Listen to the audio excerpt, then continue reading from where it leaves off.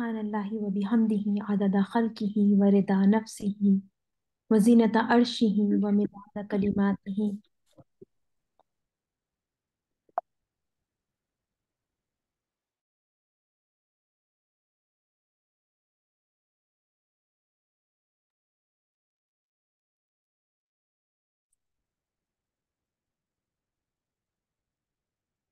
اللہم صلی علی محمد وعلی آل محمد کما صلیت علی ابراہیم وعلی آل ابراہیم انک حمید مجید. اللہم بارک علی محمد وعلی آل محمد کما بارکت علی ابراہیم وعلی آل ابراہیم انک حمید مجید. رب اشرح لی صدری ویسر لی امری واحلل عقدۃ من لسانی یفقہوا قولی. السلام علیکم ورحمۃ اللہ وبرکاتہ. اللہ تعالیٰ سے دعا ہے اور امید ہے کہ آپ سب لوگ ایمان کی اور صحت کی جو ہے وہ بہترین حالت میں ہوں گے. اللہ رب العالمین سے دعا کے ساتھ پروگرام کا آغاز کرتے ہیں کہ اللہ رب العالمین اس سیشن کو میرے اور آپ کے علم اور عمل میں اضافے کا باعث بنائے. اللہ رب العالمین اس وقت میں جو ہے وہ برکت ڈالے اور اللہ کرے کہ ہم اپنے رب کو جو ہے وہ راضی کرنے کی جو کوشش کر رہے ہیں اس میں ہم کامیاب ہو جائیں. ہم نے لاسٹ سیشن کے اندر پیارے نبی کریم صلی اللہ علیہ وسلم کی ولادت کے حوالے سے چیزیں ہم نے ڈسکس کی تھیں. تو 9 ربیع الاول پیر منڈے کے دن جو ہے مطابق 20 اپریل 571 CE کی مبارک صبح تھی.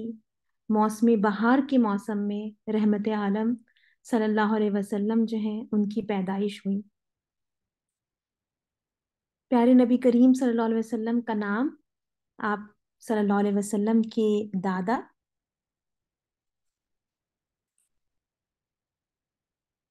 عبد المطلب نے پیارے نبی کریم صلی اللہ علیہ وسلم کا نام رکھا، ایک ان یوزول نام رکھا، محمد صلی اللہ علیہ وسلم. اور اس کی انہوں نے یہ توجہ دی کہ میں چاہتا ہوں کہ اس کی تعریف کی جائے آسمان اور زمین پر. پیارے نبی کریم صلی اللہ علیہ وسلم کی جو دائیاں تھیں وہ حضرت عبد الرحمن بن عوف رضی اللہ تعالی عنہ جو کہ عشرہ مبشرہ میں شامل ہیں. ان کی والدہ شفا بنت عمر نے جو ہے پیارے نبی کریم صلی اللہ علیہ وسلم کی جو ہے وہ دائیہ کی خدمت انجام دی.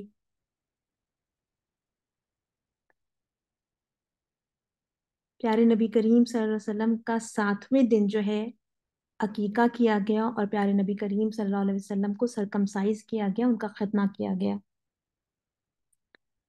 قریش میں جو اونچے گھرانے کی عورتیں ہوتی تھیں وہ اپنے بچوں کو دودھ خود نہیں پلاتی تھیں. دیہاتوں سے گاؤں سے دائیوں کی ٹولیاں آتی تھیں، وہ بچوں کو اپنے یہاں لے جاتی، ان کو دودھ پلاتی، ان کی پرورش کرتی، ان کا خیال رکھتی. پھر جب وہ بڑے ہو جاتے تو وہ واپس کر جاتی اور دوسرے بچے لے جاتی.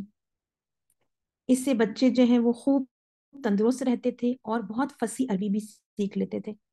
مگر دائیوں کے آنے کے جو موسم تھے وہ مقرر تھے. پیارے نبی کریم صلی اللہ علیہ وسلم کی جب ولادت ہوئی تو اس وقت کوئی دائی نہ ملی. عبداللہ کا بھائی تھا ابو لہب، اس کی ایک باندی تھی، ایک لونڈی تھی صوبیہ. 2-3 دن آمنہ نے خود دودھ پلایا، پھر بچے کو صوبیہ کے حوالے کر دیا کہ جب تک کوئی دائی نہ ملے اس کو وہ دودھ پلائے. صوبیہ نے بس کچھ ہی دن دودھ پلایا تھا کہ قبیلہ بنی سعد کی دائیاں آ گئیں. دائیاں بچے تلاش کرنے لگی، وہ گھروں میں جاتی، ماؤں کو اپنی خدمت پیش کرتی. مائیں جس کو پسند کرتی اپنا بچہ اس کے حوالے کر دیتی. ساری ماؤں نے دائیاں چن لی اور ساری دائیوں کی گودیں بھر گئیں. ہاں، صرف ایک دائی رہ گئی.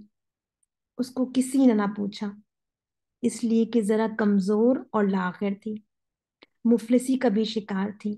یہ تھی ابو زہیب کی بیٹی حلیمہ. جب اور بچے بھی صرف ایک ہی رہ گئے، دائیاں ان سے دور ہی رہیں اور کوئی انہیں لینے کے لیے تیار نہیں تھی. اور وہ بچہ کون تھا؟ عبداللہ کا بیٹا محمد صلی اللہ علیہ وسلم۔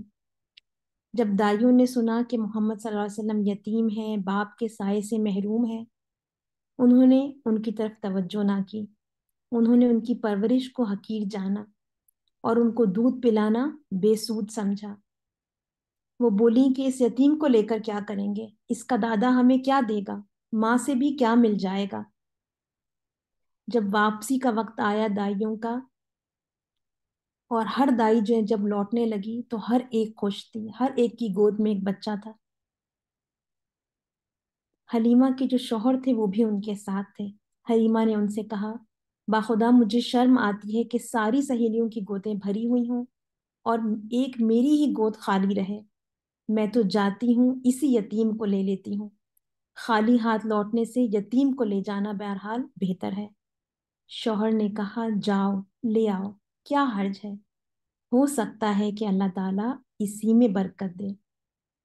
حضرت حلیمہ جو ہیں وہ گئیں فوراً اور یتیم مکہ کو صلی اللہ علیہ وسلم کو لے آئیں۔ انہیں کیا خبر تھی کہ یہ بچہ دین و دنیا کا سردار ہے، اور یہ اسے دودھ پلا کر وہ فلک بوس مقام سعادت و عظمت حاصل کریں گی۔ آپ کے سامنے ایک بہت ہی خوبصورت سٹوری میں رکھوں گی، دائی حلیمہ کی گدھی کی سٹوری۔ اور ایک ایسی خوبصورت سٹوری ہے جو انسان کے خود دل کو بھی ٹچ کرتی ہے۔ آپ کو ایسا محسوس ہوتا ہے کہ آپ اس زمانے میں پہنچ گئے۔ اور یہ سٹوری اپنے بچوں کو سنانے کے لیے بھی بہت خوبصورت ہے۔ پیارے نبی کریم صلی اللہ علیہ وسلم کی محبت، اس کا بیج ان کے دلوں میں بونے کے لیے بھی بہت خوبصورت ہے۔ تو یہ میں سٹوری آپ کے سامنے پڑھتی ہوں، اور یہ جو دائی حلیمہ کی گدھی تھی، یہ کہانی اس کے آنکھوں سے آپ دیکھیں گے کہ کیا ہوا۔ دائی حلیمہ کی گدھی کہتی ہے کہ مجھ سے ایک قدم بھی نہیں اٹھایا جا رہا تھا، میں تھک چکی تھی۔ 3 دن میں مٹھی بھر گھاس کھانے سے کس کا پیٹ بھرتا ہے؟ جلدی چلو، قافلے کے سربراہ نے بلند آواز میں پیچھے چلنے والوں سے کہا۔ میرے مالک نے میری پیٹھ پر ہاتھ مارا۔ جانوروں کی زبان میں یہ تیز چلنے کا اشارہ تھا۔ میں نے قدم جلدی جلدی اٹھانے کی کوشش کی، لیکن گرمی کی تپش اور بھوک کی شدت سے چند لمحوں میں ہی میری ٹانگیں کانپنے لگی۔ کیا ہم تھوڑی دیر کے لیے رک سکتے ہیں؟ میرے مالک نے بلند آواز میں تمام لوگوں سے درخواست کی۔ میں نے سر اٹھا کر دیکھا۔ قافلے کے بیشتر لوگ ہم سے کافی آگے چل رہے تھے۔ کچھ لوگوں نے پیچھے مڑ کر دیکھا، جبکہ اکثر آگے بڑھتے رہے۔ حارث، آپ کو آگے جا کر کہنا ہوگا، مجھے لگتا ہے انہیں آواز نہیں گئی۔ میری مالکن جو اب تک خاموش تھی اب آگے بڑھ کر کہنے لگی۔ مالک نے سر ہلایا اور تیز قدموں سے چلتا ہوا قافلے کے سربراہ تک جا پہنچا۔ میں بے اختیار زمین پہ گر گئی۔ میری مالکن میرے سرہانے بیٹھ کر میرے اوپر ہاتھ پھیرنے لگی۔ حلیمہ، سب ٹھیک تو ہے؟ ایک ادھیڑ عمر عورت قافلے والوں سے الگ ہو کر ہماری طرف آئی۔ وہ قافلے کے سردار کی بیوی تھی۔ آج بہت گرمی ہے، شاید اس لیے یہ تھک گئی ہے، مالکن حلیمہ نے مسکرا کر کہا۔ اچانک قافلے کا ایک شریر بچہ ہماری طرف ہنستا ہوا آیا۔ اس کی مجھ سے پرانی دشمنی تھی۔ وہ کہنے لگا، یہ گدھی ہر وقت ہی تھکی ہوئی ہوتی ہے، گرمی کو الزام دینے کا کوئی فائدہ نہیں۔ تم واپس جاؤ، اس عورت نے بچے کو ڈانٹا۔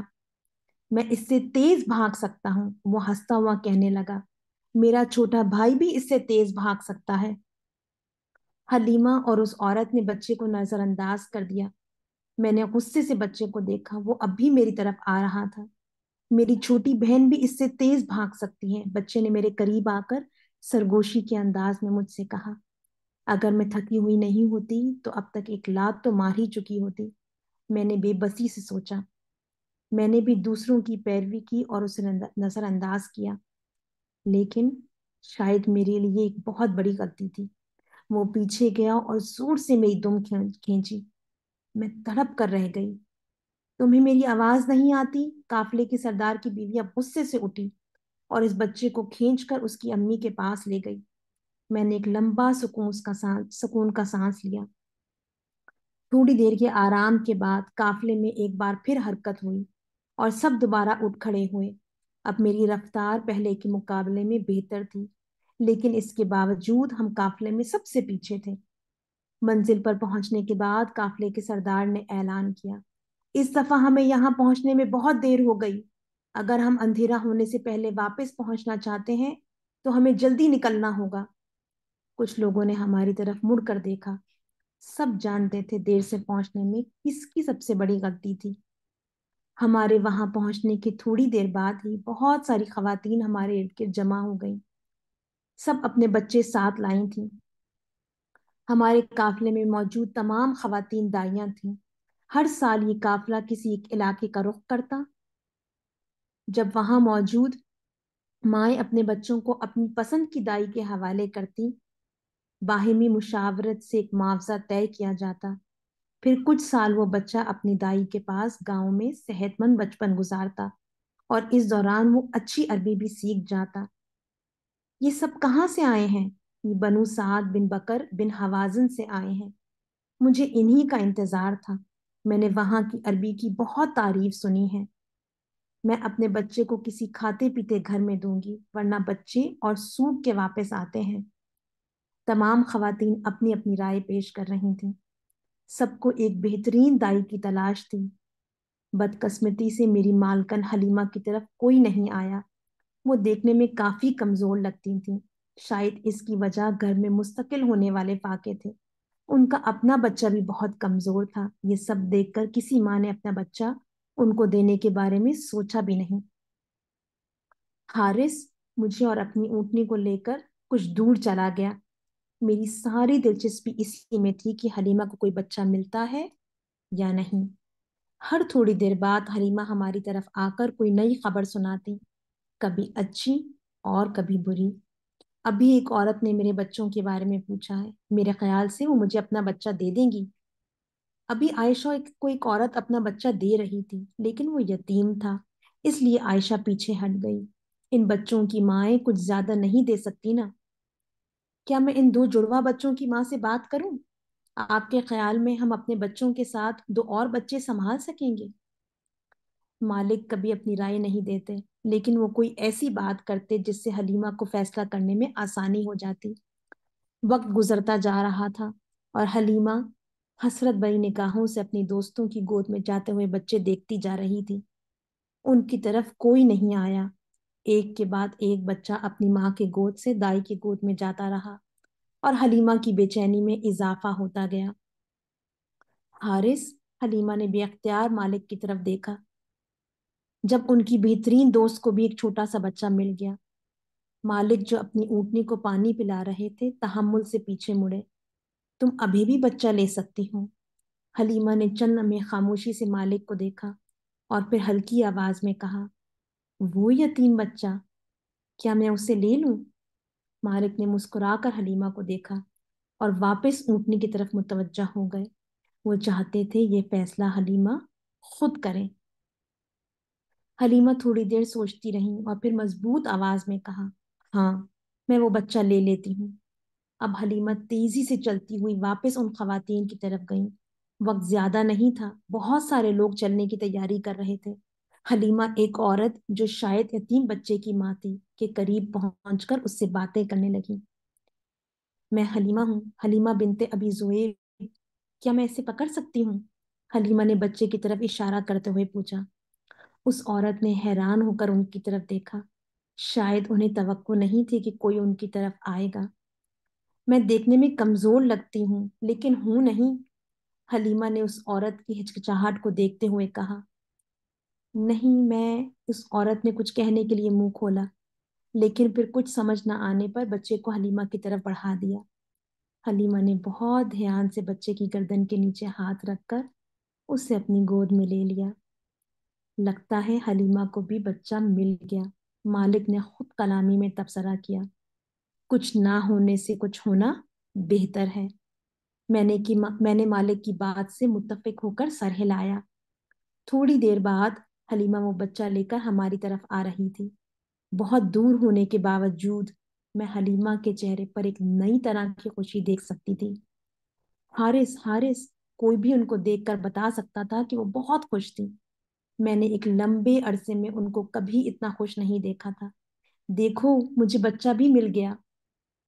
अचानक मुझे सब कुछ बहुत मुख्तलिफ लगने लगा, जैसे सब कुछ अचानक से नया नया हो गया हो, या शायद कुछ और। एक जानवर कैसे कुछ सही से समझ सकता है? मुबारक हो हलीमा। मालिक ने हलीमा को मुबारकबाद दी। हलीमा अब खुशी खुशी बच्चे के बारे में मालिक को बता रही थी। चलो हारिस, हम निकल रहे हैं, काफले के सरबराह ने मालिक को दूर से आवाज दी। मालिक हर चीज से बेनियाज हलीमा की गोद में मौजूद यतीम बच्चे की तरफ देख रहे थे। उन्होंने सरबराह की आवाज पर सर तक नहीं उठाया। हारिस, हारिस बिन अब्दुल उज़्ज़ा। काफले के सरबराह ने करीब आकर जोरदार आवाज में मालिक का नाम लिया। मालिक ने चौंक कर काफले के सरबराह की तरफ देखा। हम तैयार हैं, हम बस निकल ही रहे थे। काफले के सरबराह ने मालिक की तरफ कुछ नाराज होकर देखा। तुम्हें सबसे पहले निकलना चाहिए, तुम्हारी गधी की वजह से ही हम लोग पहले भी देर से पहुंचे थे। आखिरकार उन्होंने वो कह दिया जो वो और बाकी काफले के अफराद कहना चाह रहे थे। सारी मेरी गलती थी। मालिक ने इस बात का कोई जवाब नहीं दिया और जल्दी जल्दी सामान समेटने लगे। थोड़ी ही देर में हम वापस घर की तरफ जा रहे थे।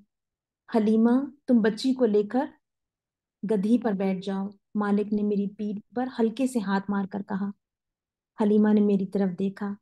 तुम्हारे ख्याल में ये मेरे बैठने के बाद चल पाएगी? देख लेते हैं, मालिक ने मेरी रस्सी खींचकर मुझे रोकते हुए कहा। जैसे ही हलीमा मेरे ऊपर बैठी, मैंने अपने अंदर एक नई तवानाई महसूस की। देखते ही देखते काफले में सबसे आगे चलने वाले लोग हम ही थे। काफले का वही शरीर बच्चा तेजी से भागते हुए हमारे पीछे आ रहा था। ये मुझे नहीं हरा सकती, ये मुझे नहीं हरा सकती, वो बार बार कह रहा था। और उसके बावजूद वो अभी तक मुझे हाथ भी नहीं लगा पाया था। हलीमा, क्या ये वही गधी है जिस पर तुम आई थी? हलीमा की दोस्त ने पीछे से आवाज देकर पूछा। हलीमा ने हंसकर मालिक से पूछा, क्या आपने वहां जाकर नई गधी खरीद ली है? कोशिश तो मैंने बहुत की थी, मालिक ने कंधे उचकाते हुए कहा। मुझे लगता है इस दफा तुम्हें बहुत बाबरकत बच्चा मिल गया। हाँ, इसको देखते ही मुझे भी यही ख्याल आया था, हलीमा ने बच्चे की तरफ मोहब्बत से देखते हुए कहा। इसका नाम क्या है? मालिक ने पूछा। हलीमा ने बच्चे की पेशानी से उसके बाल हटाए। मोहम्मद। ये मोहम्मद बिन अब्दुल्ला है, सल्लल्लाहु अलैहि वसल्लम। प्यारे नबी करीम सल्लल्लाहु अलैहि वसल्लम जब हलीमा की गोद में आए तो हलीमा कहती हैं कि यानी वो जमाना था कहत का जमाना। अरब में हर जगह कहत फैला हुआ था और खुशसाली की वजह से जानवरों के थनों में दूध सूख गया था। फाकों की वजह से औरतों के भी दूध नहीं उतरता था और उनके बच्चे भूख से बिलबिलाते थे। हजरत हलीमा रजी अल्लाह ताला अन्हा क्योंकि बाद में मुसलमान हो गई, मक्का आई, तो उनके साथ अपना शीरख्वार बच्चा भी था। ये भी भूखा प्यासा हर वक्त रोता रहता था।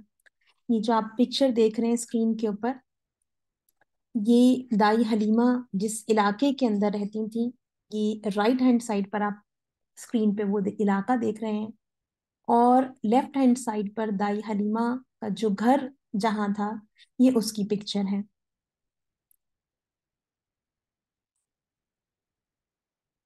हजरत हलीमा का बयान है कि जिस दिन मैंने सरवरे कायनात सल्लल्लाहु अलैहि वसल्लम को गोद में लिया, हमारी हालत यकसर बदल गई।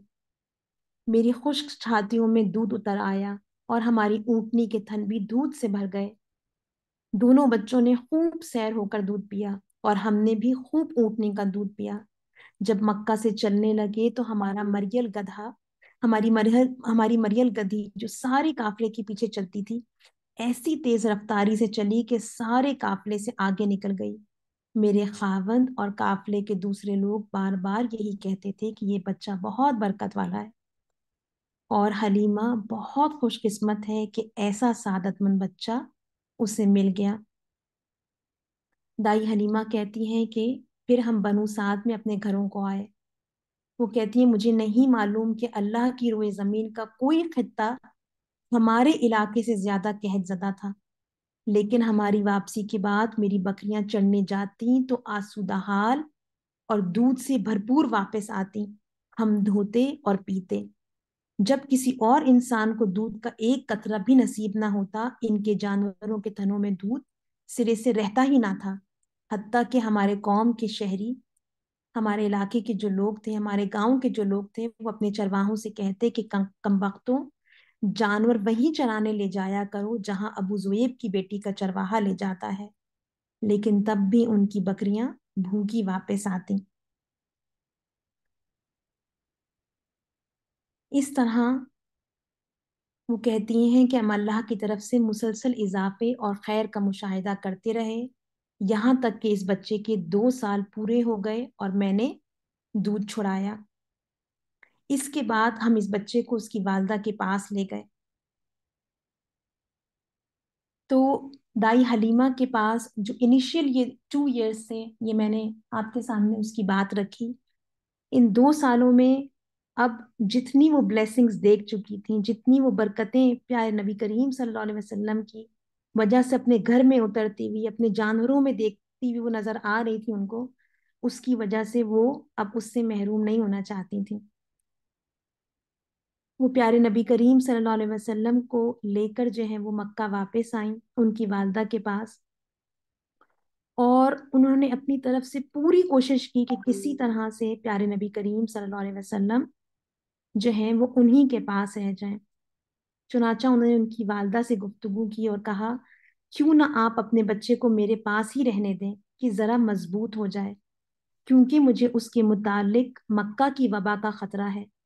کہا جاتا ہے، بعض روایات میں آتا ہے کہ مکہ میں ان دنوں کوئی وبا پھیلی ہوئی تھی۔ پھر وہ کہتی ہیں کہ غرض ہمارے مسلسل اصرار پر انہوں نے بچہ، یعنی کہ بی بی آمنہ نے بچہ یعنی محمد صلی اللہ علیہ وسلم کو ہمیں واپس دے دیا۔ اچھا، ہم جانتے ہیں کہ آمنہ جو بی بی آمنہ ہے وہ دائی حلیمہ کو اس طرح کے پیسے نہیں دے سکتی تھیں جیسے کہ ان کی جو دوسری دوستیں ہیں ان کو دودھ پلانے کے لیے مل رہا تھا، لیکن ان کی نگاہ میں اس وقت پیسوں کی اہمیت نہیں تھی، ہے نا۔ ان کی نگاہ میں تو وہ برکتیں تھیں، وہ خوشیاں تھیں جو ان کے آنگن میں اتری تھیں پیارے نبی کریم صلی اللہ علیہ وسلم کی موجودگی سے۔ دائی حلیمہ کے حوالے سے آتا ہے کہ ان کی ایک بیٹی تھی، ایک صاحبزادی تھی، ان کے 4 بچے آتے ہیں، یعنی پیارے نبی کریم صلی اللہ علیہ وسلم کے رضاعت کے رشتے سے ان کے 4 بہن بھائی تھے۔ ان میں سے ایک جو ان کی یعنی بہن تھی، ان کا نام شیما تھا۔ بچپن میں نبی کریم صلی اللہ علیہ وسلم کو وہ کھلایا کرتی تھیں اپنی گود کے اندر، اور پیارے نبی کریم صلی اللہ علیہ وسلم کو ان سے بہت انس تھا۔ نریشنز میں آتا ہے کہ 57 ایئرز لیٹر غزوہ حنین کے موقع کے اوپر کیا ہوا کہ جب جو ہے وہ مختلف قبیلے جو ہیں وہ اسلام لے کر آئے، اور ان کے اندر بنو سعد ابن بکر جو ہے ان سے بھی مسلمانوں نے جنگ کی اور ان کو فتح کر لیا۔ اس موقع کے اوپر ایک عورت جو ہے وہ اپنے قبیلے میں سے کھڑی ہوئی اور اس نے یہ کلیم کیا کہ میں پیارے نبی کریم صلی اللہ علیہ وسلم کی، رسول اللہ صلی اللہ علیہ وسلم کی بہن ہوں۔ اب صحابہ کو اس موقع پر سمجھ نہیں آیا کہ وہ کیا کریں، تو وہ پیارے نبی کریم صلی اللہ علیہ وسلم کے پاس ان خاتون کو لے آئے۔ جب پیارے نبی کریم صلی اللہ علیہ وسلم کے سامنے ان کو پیش کیا گیا تو پیارے نبی کریم صلی اللہ علیہ وسلم نے ان سے پوچھا کہ مجھے کیسا پتا چلے گا کہ یہ تم ہی ہو، یعنی تم ہی میری بہن ہو؟ تو انہوں نے کہا کہ میری بیک کے اوپر ابھی تک وہ نشان ہے جب آپ نے مجھے کاٹا تھا، جب بچپن میں آپ کو اپنی کمر کے اوپر لے کر جو ہے وہ گھومتی تھی۔ نبی کریم صلی اللہ علیہ وسلم پہچان گئے کہ یہ شیما ہے، ان کے علاوہ کوئی اور یہ بات نہیں جان سکتی تھی۔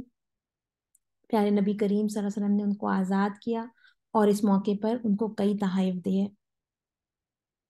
اچھا، جس قبیلے کے اندر پیارے نبی کریم صلی اللہ علیہ وسلم کا یہ بچپن گزرا، حوازن کا جو قبیلہ ہے، یہ اپنی فصاحت کے حوالے سے، اپنی بلاغت کے حوالے سے بڑا مشہور تھا۔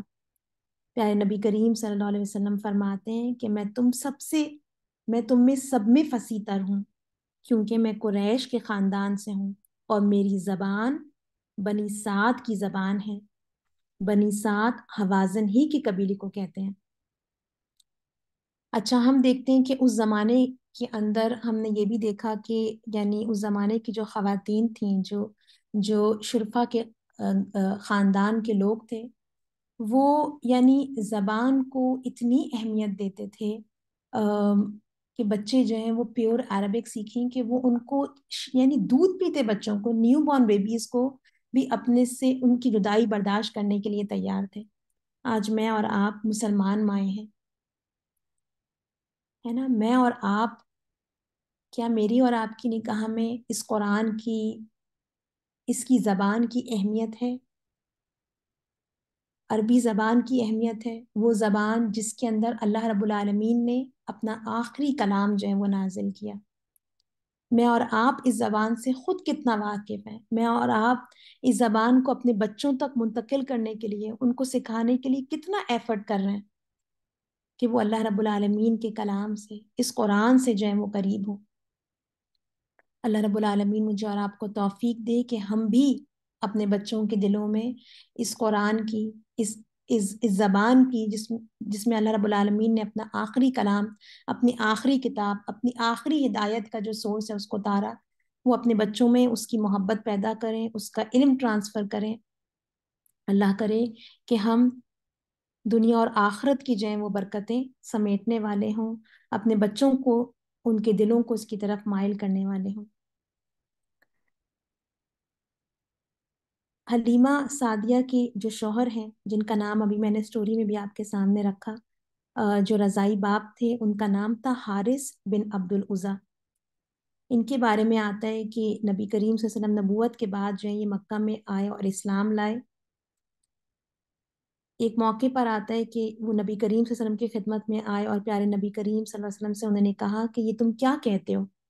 آپ صلی اللہ علیہ وسلم نے فرمایا، ہاں وہ دن آئے گا کہ میں آپ کو دکھا دوں گا کہ میں سچ کہتا تھا، یعنی کہ میں اللہ کا نبی ہوں۔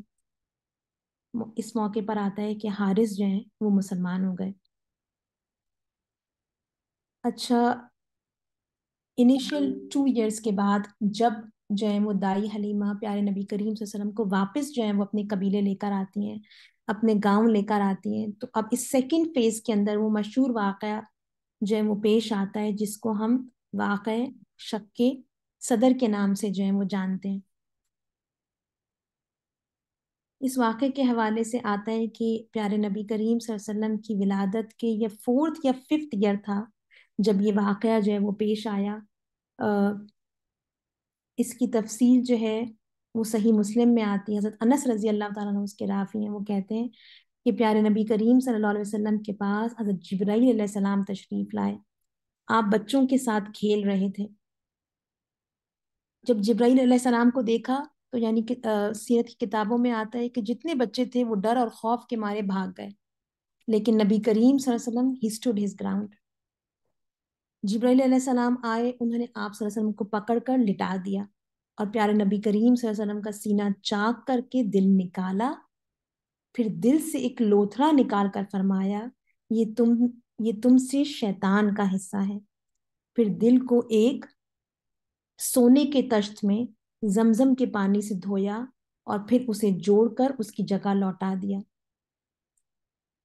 جب یہ واقعہ ہوا اور بچوں نے یہ دیکھا کہ اس طرح سے پیارے نبی کریم صلی اللہ علیہ وسلم کو ایک آدمی نے پکڑا ہے اور وہ نبی کریم صلی اللہ علیہ وسلم کا سینہ چاک کر رہا ہے، تو وہ دوڑے دوڑے یعنی دائی حلیمہ کے پاس پہنچے اور انہیں کہنے لگے کہ محمد صلی اللہ علیہ وسلم قتل کر دیا گیا۔ ان کے گھر کے لوگ جو ہیں وہ جھٹپٹ وہاں پہنچے، دیکھا تو آپ صلی اللہ علیہ وسلم کا رنگ جو ہے وہ اترا ہوا تھا۔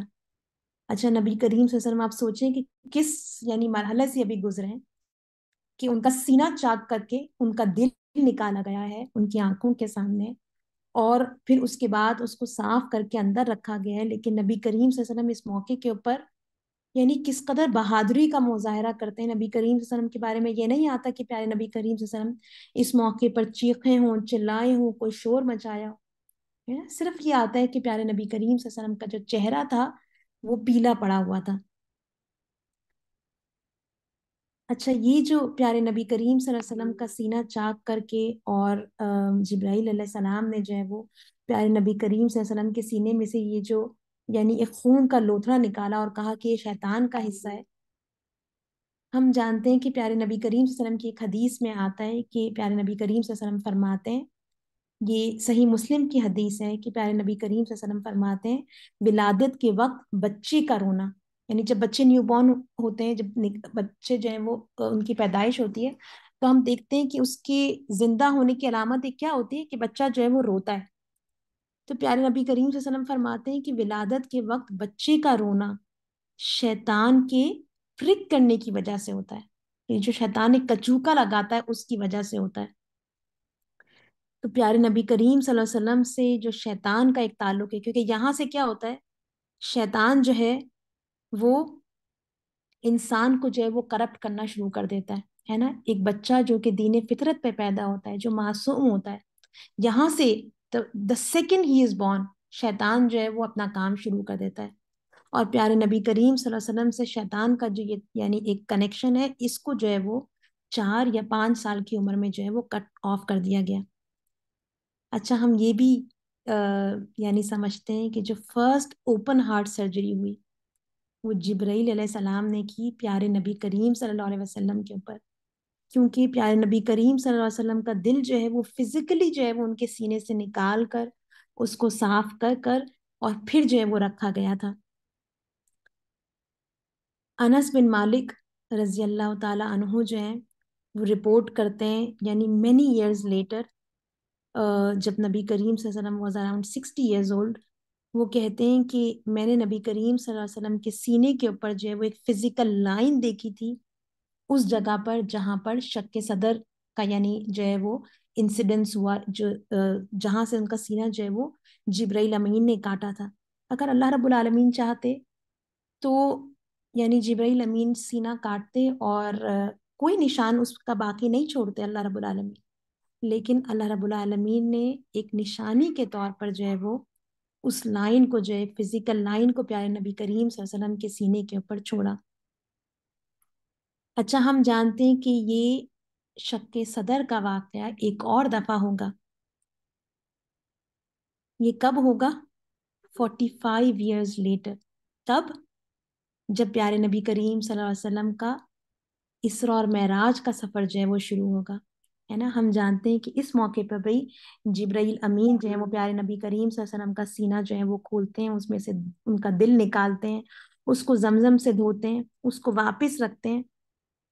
The only difference that time is کہ اس موقع کے اوپر جو ہے وہ پیارے نبی کریم صلی اللہ علیہ وسلم کے دل کے اندر جو ہے وہ اس کو وہ کسی چیز سے صاف نہیں کرتے، کوئی خون کا کوئی بلیک ڈاٹ نہیں ہوتا، کوئی خون کا لوتھڑا نہیں ہوتا جو شیطان کا حصہ ہو اس میں، کیونکہ وہ جب پیارے نبی کریم صلی اللہ علیہ وسلم 4 سال کے تھے یا 5 سال کے تھے، وہ اس وقت جو ہے وہ ریموو کیا جا چکا تھا.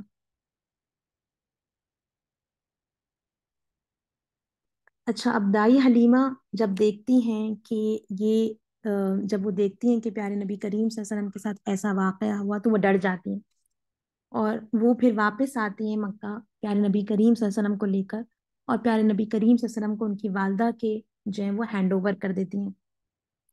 دائی حلیمہ کے بارے میں آتا ہے کہ وہ نبی یعنی ایمان لے آئی تھیں، ایمان کی نعمت جو ہے اس سے سرفراز ہوئی تھیں، اس سے بہرہ ور ہوئی تھیں، اور کئی مرتبہ جو ہے وہ عہد رسالت میں پیارے نبی کریم صلی اللہ علیہ وسلم کی زیارت کا ان کو شرف حاصل ہوا تھا. ایک موقع پر آتا ہے کہ وہ نبی کریم صلی اللہ علیہ وسلم کی خدمت میں حاضر ہوئیں تو آپ صلی اللہ علیہ وسلم میری ماں کہتے ہوئے کھڑے ہو گئے اور ان کے بیٹھنے کے لیے اپنی چادر مبارک جو ہے وہ نبی کریم صلی اللہ علیہ وسلم نے بچھا دی. اچھا، جب وہ نبی کریم صلی اللہ علیہ وسلم کو ان کی ماں کے پاس جو ہے بی بی آمنہ کے پاس ریٹرن کرتی ہیں، تو اب نبی کریم صلی اللہ علیہ وسلم اپنی والدہ کی گود میں جو ہے وہ ان کی کمپنی کے اندر ان کی سایہ شفقت کے اندر جو ہے وہ 6 سال تک جو ہے وہ یعنی پلتے ہیں اور بڑے ہوتے ہیں. اس کے بعد کیا ہوتا ہے کہ جو ان کی والدہ ہوتی ہیں بی بی آمنہ، وہ آپ صلی اللہ علیہ وسلم کو اور اپنی خادمہ ام ایمن رضی اللہ تعالیٰ عنہ کو ساتھ لے کر یثرب کے سفر کے اوپر جو ہے وہ چلی جاتی ہیں، ہے نا. یثرب جو ہے وہ مدینہ کا پرانا نام ہے. نبی کریم صلی اللہ علیہ وسلم کی مدینہ آمد سے پہلے ہجرت کے بعد جو ہے وہ یثرب کا نام جو ہے وہ مدینہ النبی ہو گیا تھا. تو وہ یثرب لے کر پیارے نبی کریم صلی اللہ علیہ وسلم کو جاتی ہیں اپنی خادمہ کے ساتھ، اور وہ یثرب کیوں جاتی ہیں، اس حوالے سے دو طرح کی روایات ہیں۔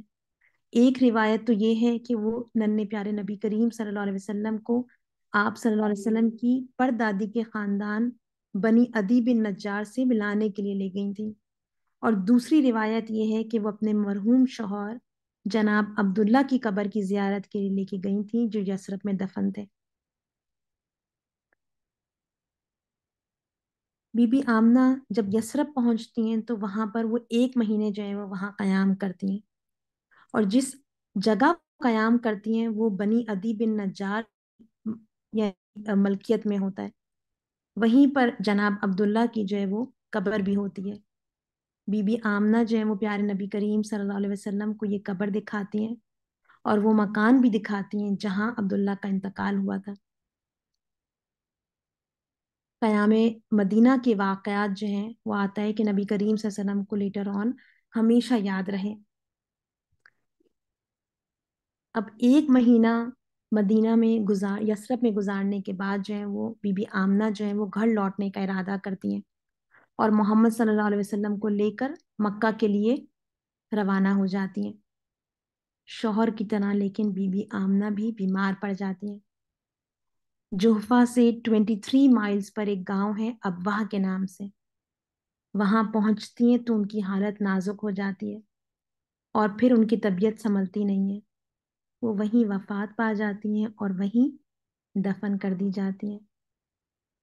عبداللہ کی وفات بھی پردیس میں ہوئی تھی اور دفن بھی اسی طرح ہوئے تھے، قوم اور وطن سے، اپنے پیاروں سے بہت دور۔ اللہ آپ صلی اللہ علیہ وسلم کا ولی و کارساز ہے، اے محمد صلی اللہ علیہ وسلم۔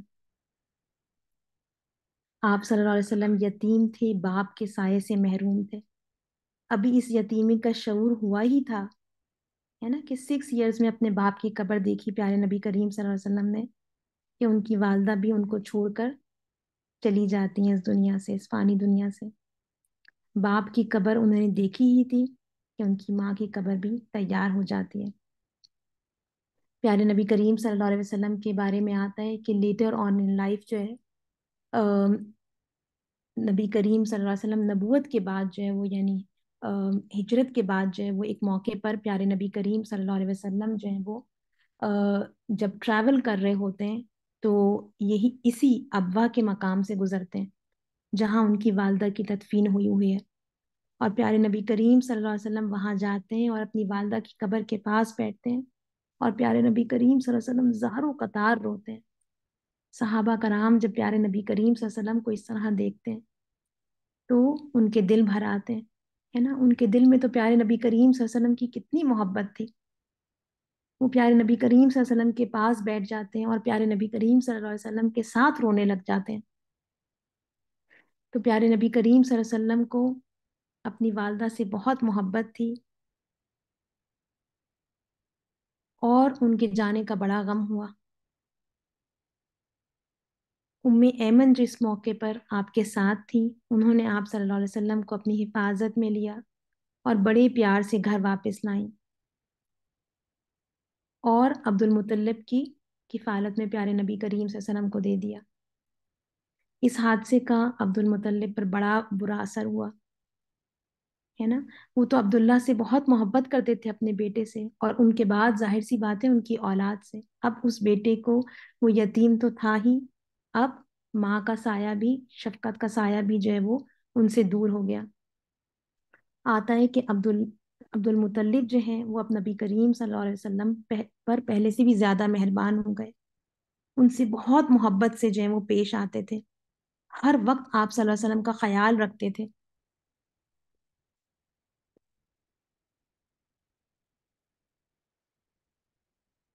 عبد المطلب قریش کے سردار تھے، کعبہ کے زیر سایہ اپنی گدی پر بیٹھتے تو بیٹے ادب و احترام میں گدی سے ذرا دور بیٹھتے تھے۔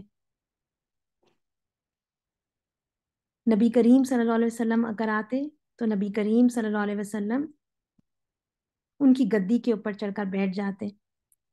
جب ان کے یعنی آپ صلی اللہ علیہ وسلم کے چچا عبد المطلب کے بیٹے یہ چیز دیکھتے، وہ اس کو ادب کے خلاف سمجھتے اور پیارے نبی کریم صلی اللہ علیہ وسلم کو اس گدی سے جو ہے وہ ہٹانے کی کوشش کرتے.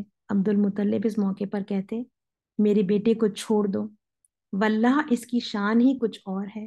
مجھے امید ہے یہ کہ یہ اتنے اونچے مرتبے پر پہنچے گا جس پر اس سے پہلے کوئی عرب نہیں پہنچا. کبھی یوں کہتے کہ میرے اس بچے کا مزاج شہانہ ہے، پھر آپ صلی اللہ علیہ وسلم کو اپنی گدی پر اپنے پاس بٹھا لیتے.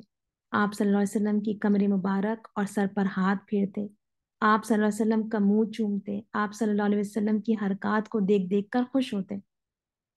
ایک واقعہ آتا ہے کہ عبد المطلب کے حوالے سے، نبی کریم صلی اللہ علیہ وسلم کے بچپن کے حوالے سے، کہ ایک موقع پر عبد المطلب کے کچھ اونٹ کھو گئے.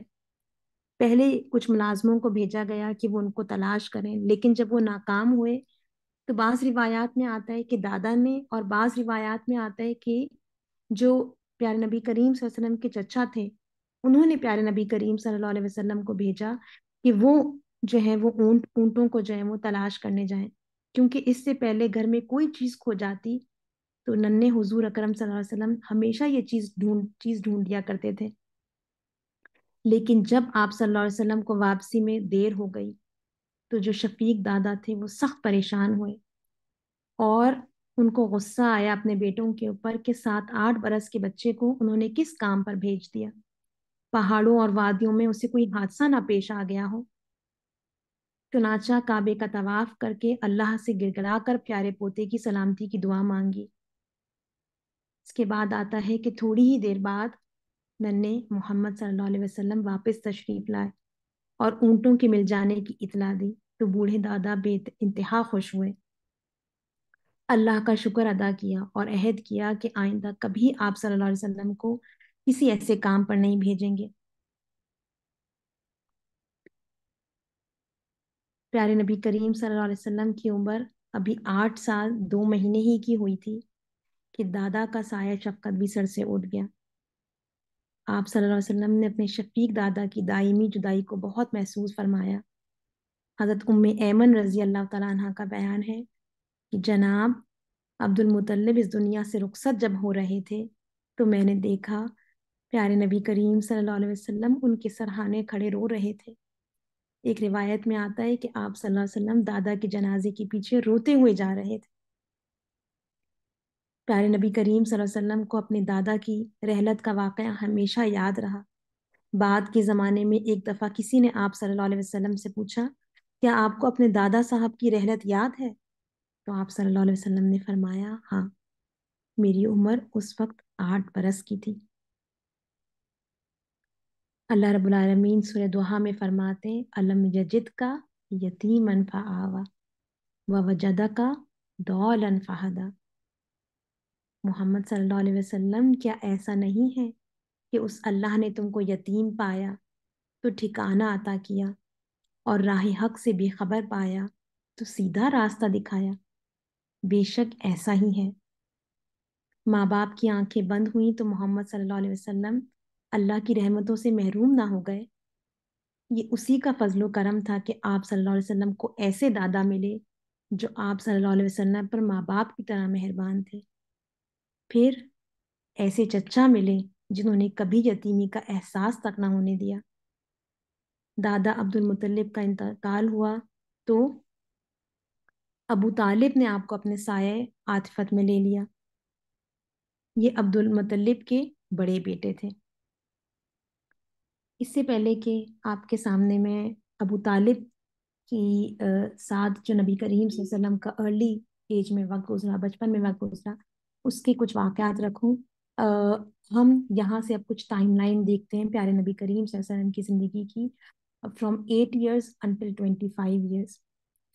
تو 8 سال پہ پیارے نبی کریم صلی اللہ علیہ وسلم کا کہ جو دادا تھے ان کا انتقال ہوا اور پیارے نبی کریم صلی اللہ علیہ وسلم اپنے چچا ابو طالب کی زیر کفالت میں آئے.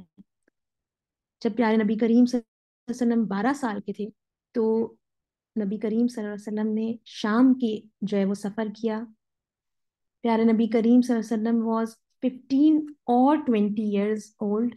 تو آتا ہے کہ جنگ فجار جو ہیں وہ پیش آئیں اور اس کی کچھ ہی عرصے بعد جو ہے وہ ایک بہت فیمس جو ہے وہ یعنی ایک پیکٹ جو ہے وہ قریش کے مختلف قبیلوں نے کیا، جو کہ حلف الفضول کے نام سے جو ہے وہ جانا جاتا ہے۔ پیارے نبی کریم صلی اللہ علیہ وسلم کے بارے میں آتا ہے کہ پیارے نبی کریم صلی اللہ علیہ وسلم نے اپنی جوانی کے اندر، اپنے لڑکپن کے اندر جو ہے وہ بکریاں چرائیں، اور حضرت ختیجہ سے ان کی جو شادی ہوئی وہ جب ہوئی جب پیارے نبی کریم صلی اللہ علیہ وسلم واز 25 years old۔ اچھا، اب جب عبد المطلب جو ہیں ان کا انتقال ہو رہا تھا، تو اپنی موت سے پہلے انہوں نے ابو طالب کو جو ہے وہ آپ صلی اللہ علیہ وسلم کا سرپرست بنایا۔ عبد المطلب کی کئی بیویاں تھیں، ان بیویوں سے 10 بیٹے تھے۔ ابو طالب نہ تو بھائیوں میں سب سے بڑے تھے اور نہ سب سے زیادہ مالدار تھے، البتہ سب سے زیادہ باہمت تھے، شرافت میں بھی سب سے بڑھ کر تھے، طبیعت کی بہت ہی نیک تھے۔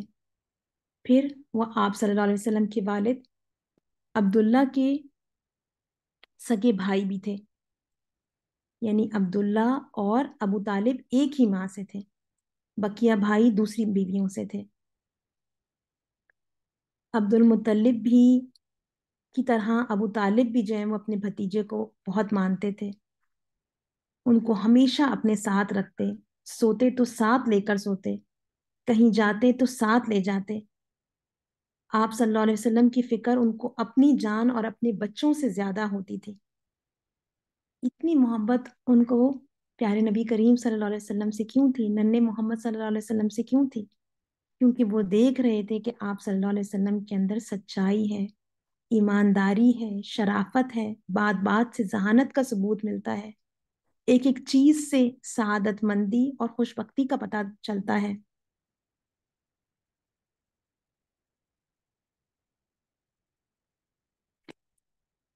ابو طالب کے بارے میں آتا ہے کہ وہ کھانے میں بھی آپ صلی اللہ علیہ وسلم کے ساتھ خصوصیت برتتے تھے۔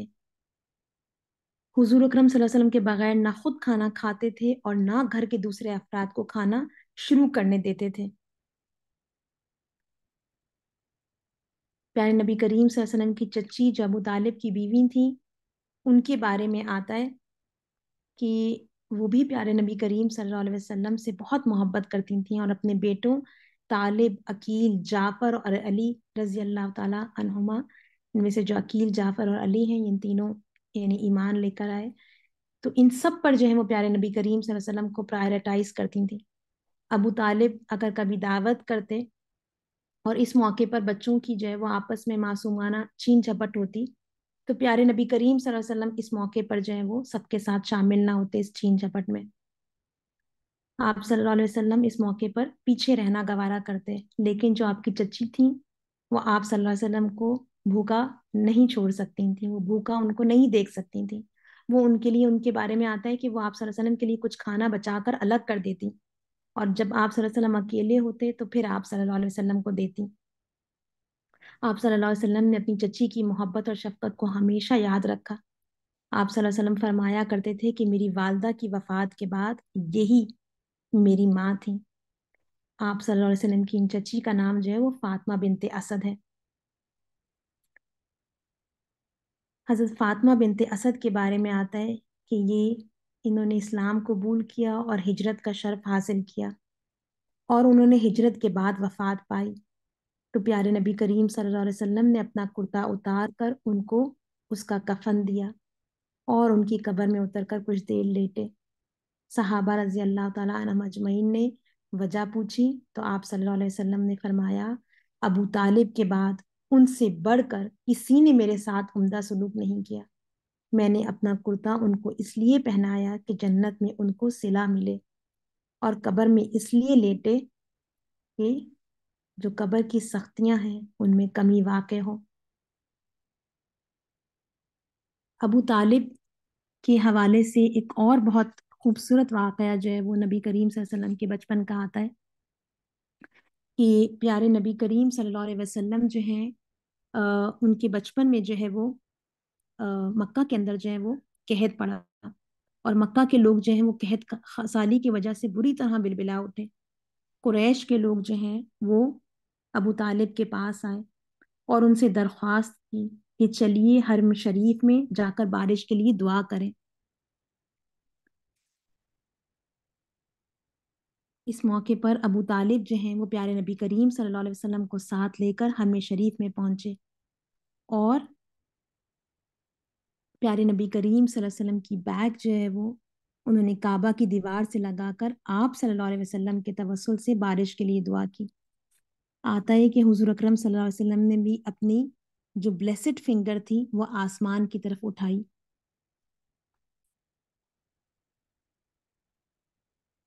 جیسے ہی پیارے نبی کریم صلی اللہ علیہ وسلم نے اپنی بلیسڈ فنگر اٹھائی اور ابو طالب نے پیارے نبی کریم صلی اللہ علیہ وسلم کے توسل سے بارش کے لیے دعا کی، تو آتا ہے کہ اس وقت آسمان پر بادل کا ایک ٹکڑا تک نہ تھا، لیکن دعا مانگتے ہی ہر طرف سے بادل امڈ آئے اور ایسی موسلا دار بارش ہوئی کہ جل تھل ایک ہو گئے، اور اس باران رحمت کے نتیجے میں قحط سالی دور ہو گئی۔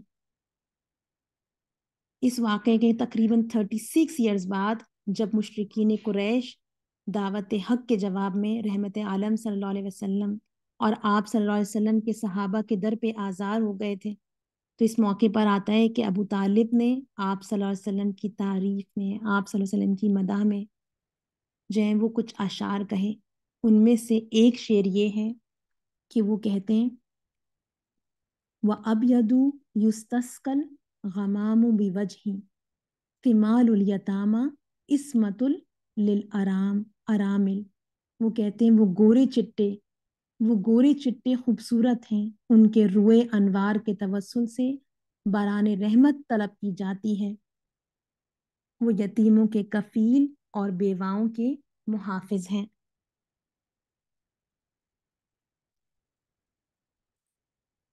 اچھا، پیارے نبی کریم صلی اللہ علیہ وسلم کی لائف میں، ارلی لائف میں ایک بہت فیمس واقعہ آتا ہے، وہ ہے شام کا سفر۔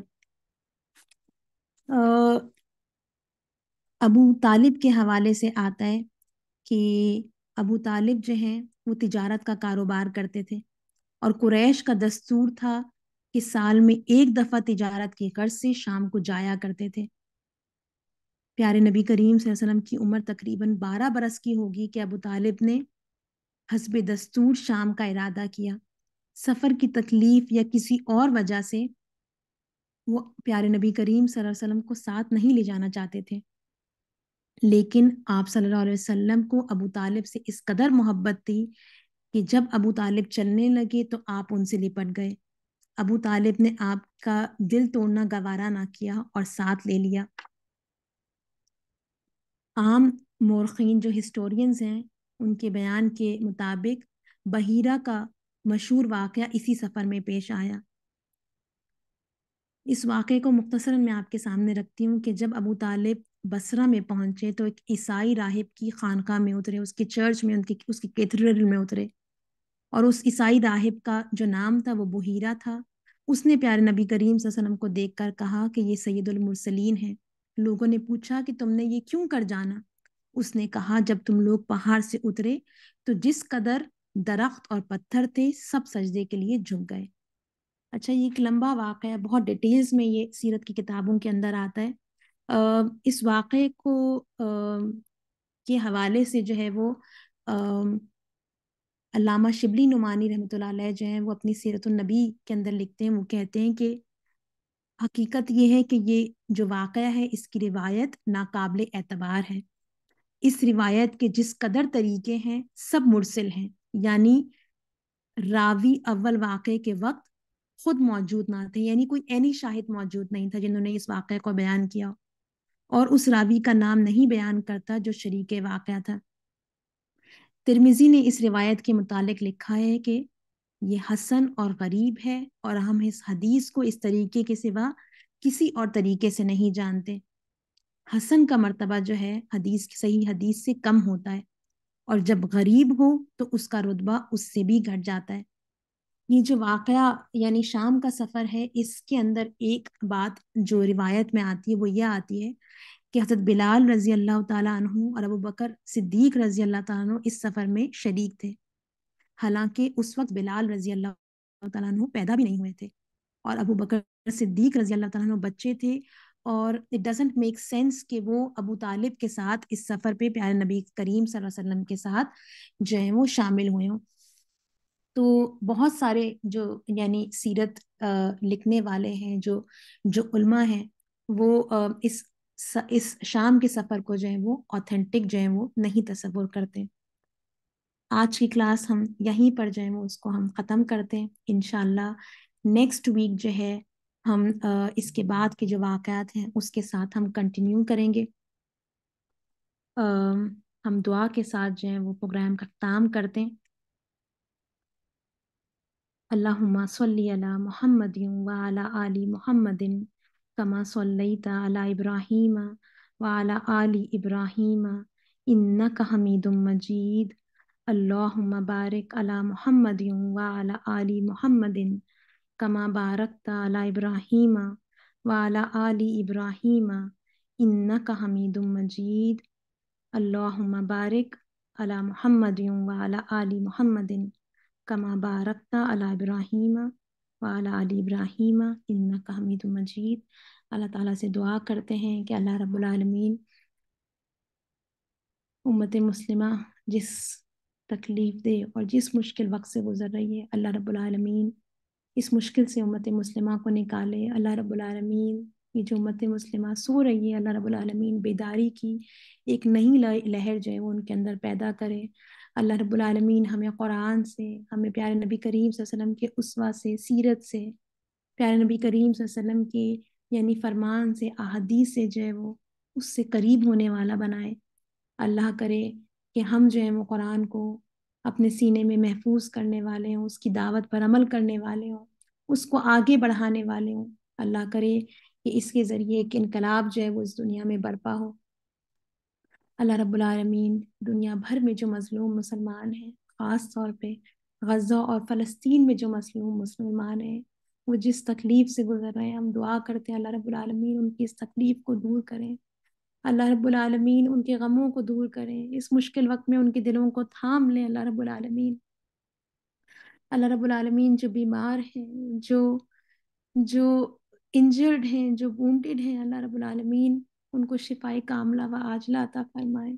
اللہ رب العالمین جو لوگ اس وقت جو ہے وہ اپنی یعنی اس بیت المقدس کی حفاظت کے لیے اپنی جانوں کے نذرانے پیش کر رہے ہیں، جو شہادتیں وہاں ہو رہی ہیں، اللہ رب العالمین ان شہادتوں کو قبول فرمائے، ان کے درجات کو بلند فرمائے۔ اللہ رب العالمین جو مسلمانوں کے دشمن ہیں، اللہ رب العالمین سے ہم دعا کرتے ہیں اللہ تعالیٰ ان کو نیست و نابود کریں، ان کی چالوں کو خود ان پہ لوٹا دیں، ان کے قدموں کو جو ہے وہ ہلا دیں۔ اللہ رب العالمین ان کے اندر آپس میں باہم اختلاف پیدا کر دیں۔ اور اللہ رب العالمین سے ہم دعا کرتے ہیں کہ حسبنا اللہ و نعم الوکیل۔